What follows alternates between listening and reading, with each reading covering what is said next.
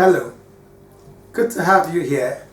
Today we shall discuss development of paragraphs. Development of paragraphs. How do we develop paragraphs? That's what we're concerned about right now. How do we develop paragraphs?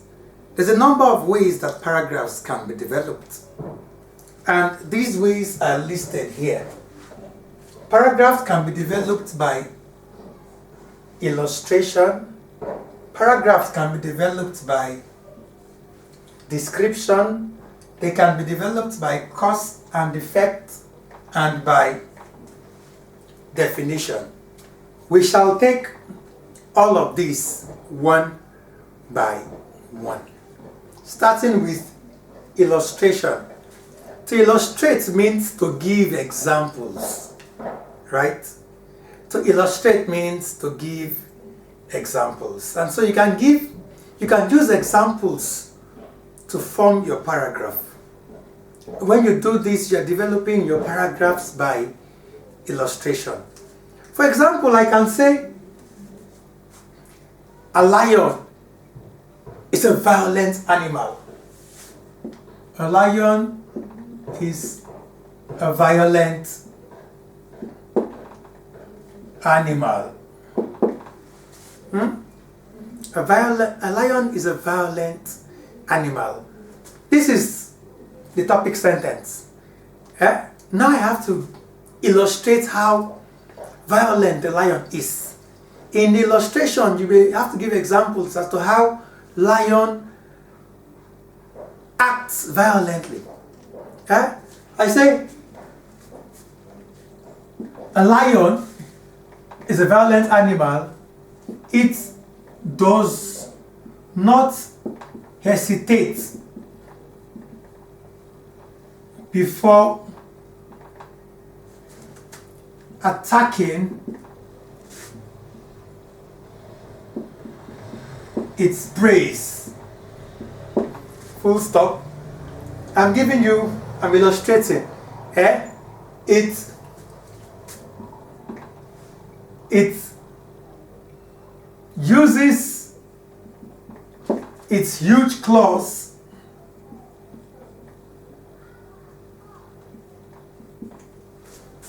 to pin down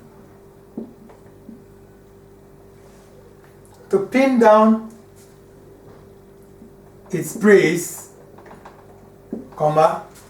and then sinks its teeth into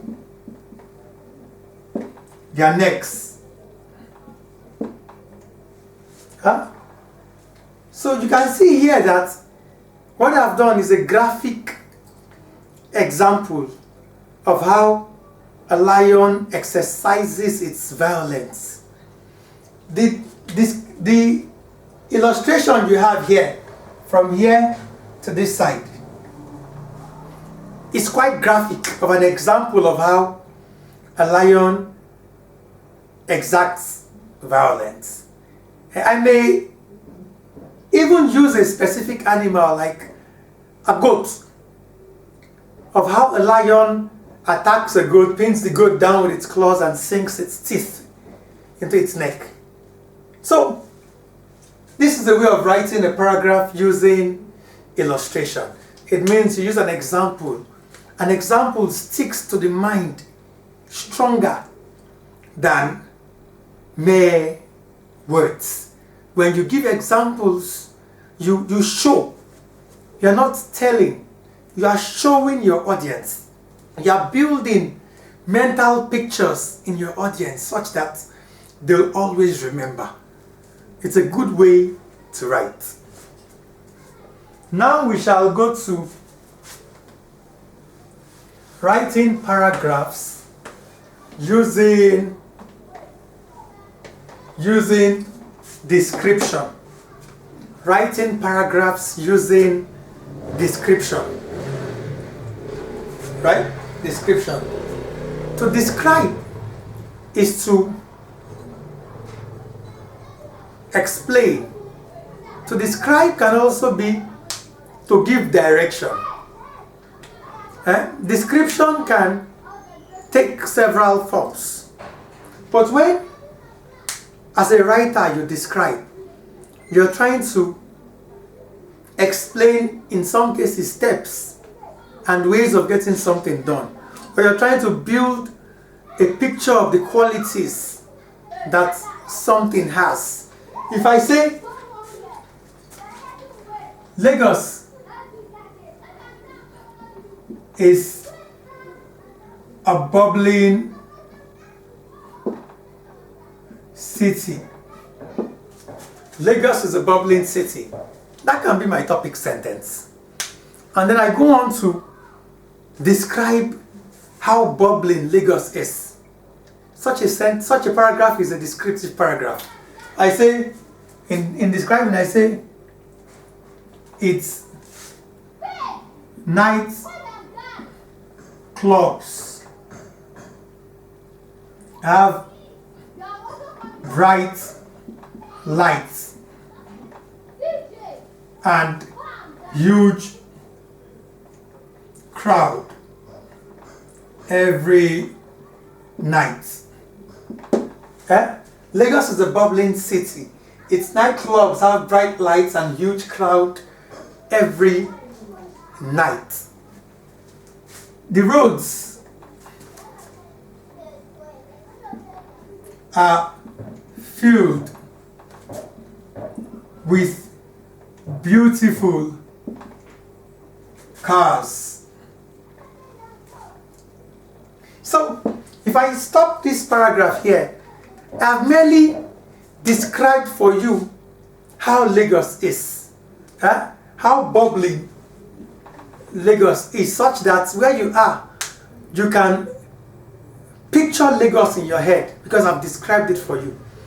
When you describe a place, you are giving that person the image of that place to carry. It is different from illustration, which is that you are using examples to build your paragraph. Using examples to build your paragraph. Here you're not using examples, but you are trying to paint a picture of how the thing looks, not by giving examples. But know one thing, you can use two methods in developing a paragraph. You can use a combination of descriptive and illustrative methods, and even other methods to build a paragraph. The important thing is to drive home your message, because you want to write something. I mean, at the point of writing, a writer does not think of the method that he is using or she is using. A writer goes straight into writing. A writer puts himself in the mood, carries the pen, and just begins to write.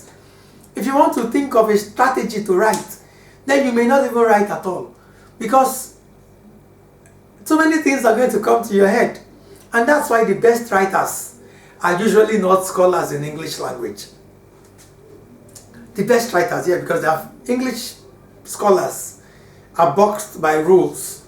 They are too mindful about rules of grammar, rules of this, rules of that, such that when they choose to write, the rules tend to box them in a corner. They are not as exciting as some other writers are.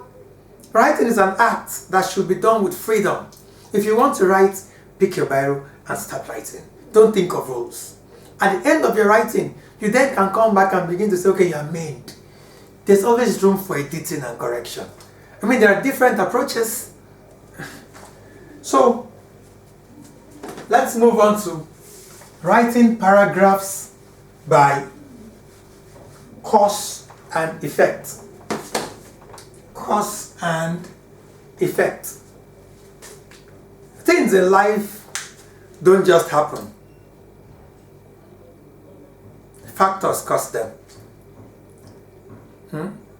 There are causes that lead to some effects. There are effects that are as a result of some causes. And so, there may be something you want to write about, and you think of the likely causes. Or there might have been something that happened, and in putting your paragraph down, you think in terms of causes and effects in explaining that paragraph. It's not in all cases. Some specific writing will need specific approaches. If you're a journalist, the cause and effect approach or technique of writing paragraphs is going to be critical to you, because a journalist goes out and sees things and is concerned about presenting the causes of the things that he or she has seen and the effects. Presenting all of these to the public is the work of the journalist. So the cause and effect approach is good. You may want to write about why Nigeria is where it is, why Nigeria is underdeveloped. That may be what you want to write about. And then, okay, you can say Nigeria has remained underdeveloped for over 100 years. This can be your topic sentence. And you wonder, is Nigeria up to 100 years? Yes, Nigeria is up to 100 years. The amalgamation of Nigeria took place in 1914, and that was done by Sir Lord Lugard. So by 1914, the regions of Nigeria were brought together to have a country known as Nigeria. And from 1922 to 1960, or even till 1999, or even till date, Nigeria has been having constitutions governing its existence. We had the Clifford Constitution, I think 1922 or thereabout. We had the Richard Constitution. We had the Macpherson Constitution. We had the Littleton Constitution. We had the Independence Constitution. We have the 1979 Constitution. We have the 1999 Constitution. So the journey of the country called Nigeria has been long. So when somebody wants to write about the underdevelopment of Nigeria for its 100 years of existence, such a person can use the cause and effect approach, looking at the factors that have caused Nigeria to remain underdeveloped. The person can say, Nigeria has remained underdeveloped for over 100 years. One critical cause of this is the faulty marriage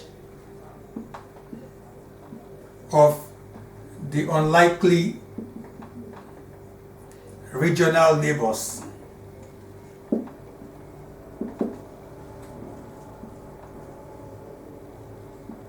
Of the unlikely regional neighbors. You can also say, in addition to this, political corruption has played a huge role in preventing the country from attaining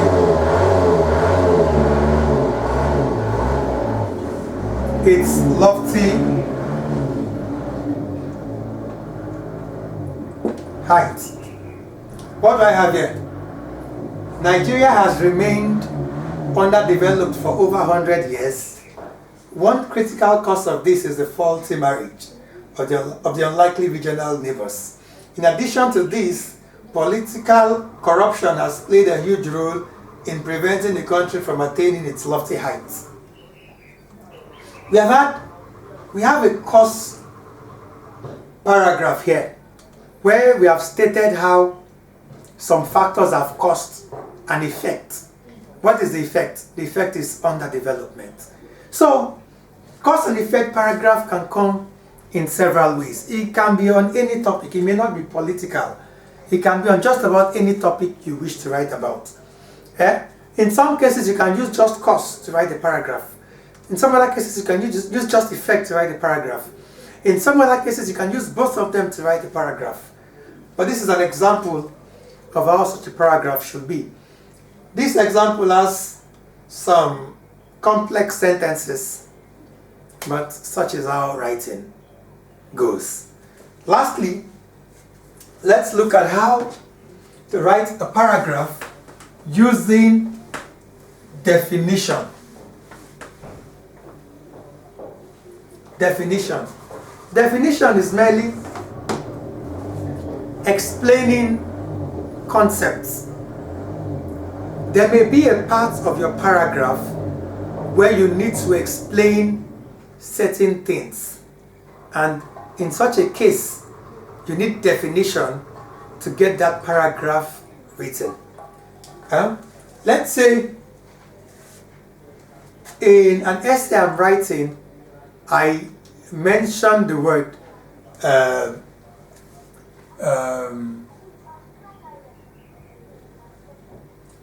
Nigeria's democracy lacks checks and balances. Let's say I'd said something like this at some point in my writing. It behooves on me to find the appropriate paragraph to explain checks and balances. And if a paragraph should explain checks and balances or define, use definition approach to present checks and balances, the first sentence should have the definition. I can say checks and balances is a method by which arms of government act as checks on one another. The first paragraph carries the definition, and then the subsequent paragraphs explain the definition. Yeah, I can say there are three arms of government, namely, semicolon, executive, legislature, and judiciary. Forgive my writing, I'm writing very, very fast. You know, I can also then go further to say these arms must watch the works of one another for the good of democracy. Full stop. This is a paragraph using the definition approach. Here, the aim of this paragraph is to make the readers understand checks and balances. And so it has the definition first of all, and then it has an explanation of the definition following. And that is how to write exams, to define in exams. In exams, when you are told to define, don't just define and stop. The definition can come in 1 or 2 lines. It doesn't mean you have answered the questions. A definition should be stretched or extended to have explanations. That is how you show that you understand.